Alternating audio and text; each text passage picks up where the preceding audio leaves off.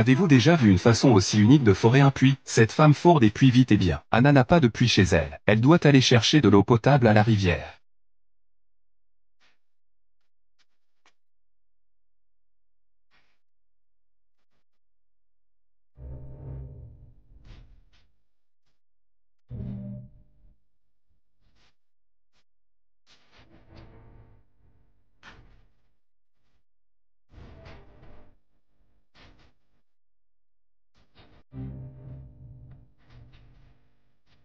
Pour résoudre ce problème, Anna a creusé un trou de chaque côté du puits et inséra une perche de bambou de chaque côté du trou. Au milieu des deux bambous, elle a fixé un poteau en bois. Elle remplit le fond du bambou de terre. Elle insère deux bâtons dans le poteau de bois pour former un balancier. Puis elle attache une corde au poteau. Et c'est tout. Un simple derrick en bambou a été fabriqué. Anna utilise le principe de l'effet de levier. En tournant le bras, elle soulève le seau rempli de terre. C'est beaucoup plus facile à travailler. Avec le derrick en bambou, la vitesse de transport de la terre a augmenté.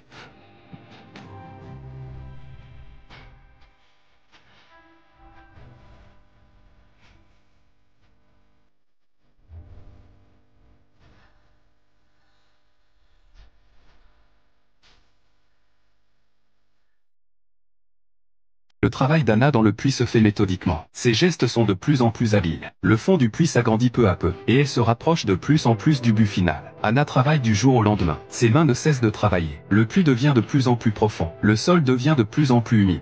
De l'eau bouillonnait même. Le lendemain, Anna est impatiente de retourner au puits pour continuer à creuser, afin de terminer le projet le plus rapidement possible. Elle décide de redoubler d'efforts. Il fait humide et l'air est raréfié en bas, mais elle s'en moque. Tout ce qu'elle veut, c'est voir de l'eau claire le plus vite possible. Le puits est presque terminé. Après qu'Anna a déversé le dernier seau de terre, puis elle a travaillé sans relâche sur la brouette familiale. Elle a transporté la terre du puits à l'extérieur par camions entiers, et a tout nettoyé. Puis elle a mis un moule en fer blanc fait maison. Au fond du puits, ce cylindre est un modèle pour les parois du puits, en utilisant le principe de l'effet de levier. Le lourd cylindre d'étain est lentement descendu au fond du puits. Après avoir placé le cylindre, un bâton de bambou est inséré dans l'espace entre le cylindre et la paroi du puits, afin d'agrandir l'espace. Ainsi, lorsque le mortier est versé, il remplit l'espace plus uniformément. Assurez-vous que le mortier de ciment puisse remplir entièrement le vide avec un degré de compaction suffisant. Pendant le coulage, le mortier est légèrement pressé sur le dessous. Cela permet au mortier de remplir le vide de manière plus uniforme. Cela améliore également la stabilité du mur. Pour rendre le haut du mur plus uniforme, Anna est retournée à l'intérieur du puits. Elle a utilisé ses outils pour lisser le fond du puits. Après beaucoup de travail, elle a enfin terminé cette étape importante. Il faut maintenant attendre que le ciment sèche. Le troisième jour, le ciment est enfin sec.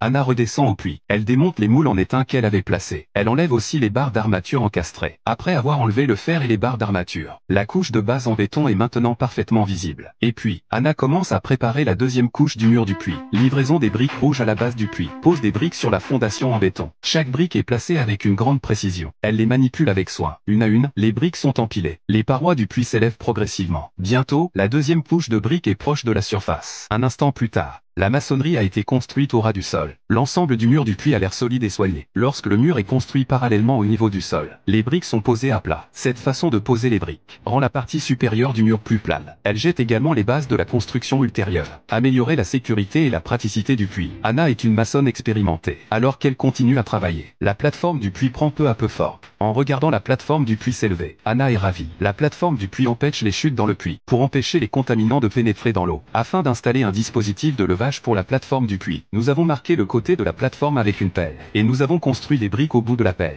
Afin d'accroître la stabilité, les briques ont été posées horizontalement et verticalement, pour que les briques se soutiennent les unes les autres. Pour augmenter la stabilité de la structure, les briques ont été construites couche par couche, jusqu'à ce que la hauteur de la colonne de briques atteigne 1 mètre. À ce stade, Anna a cimenté le haut de la colonne, cimenté le bambou aux colonnes du derrick, pour faire remonter l'eau, et ensuite, pour augmenter la sécurité, elle a commencé à couler du mortier de ciment, pour durcir le sol. Une fois le sol durci, et a mis une poulie sur le poteau, et c'est tout, c'est tout, c'est tout.